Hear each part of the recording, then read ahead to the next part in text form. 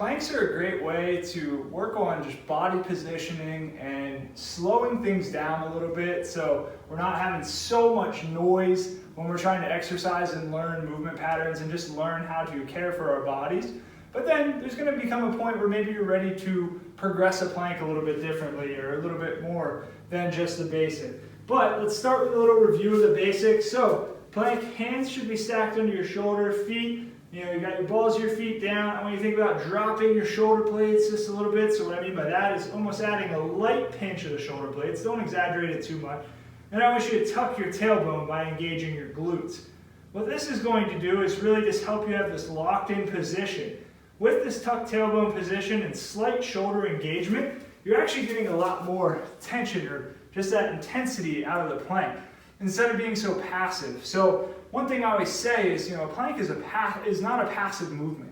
It's very active, right? There's a lot going on that has to coordinate, but a lot of times we just kind of, just do it and don't really put the investment of time and thought process into it. The other thing, you probably noticed my eyes were looking down in front of me just a little bit, and my neck was in alignment. And the reason for that is I see a lot of planks like this, I see a lot of planks like this. Mimic a good solid head position that you're wanting to carry throughout the course of your life. This is a great time when there's a whole lot less going on for you to do that. Once you're ready to progress, so we'll go back to that plank position. Remember, slight pinch of the shoulder blades, tucking that tailbone. You can do things.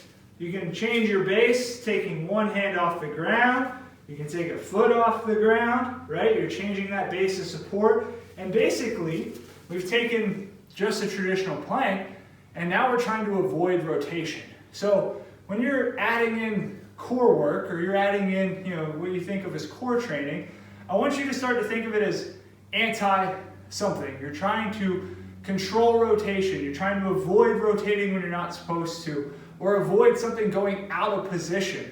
And that's a great approach to core training, just kind of changing your thought process versus just trying to do a whole lot of flexion, right?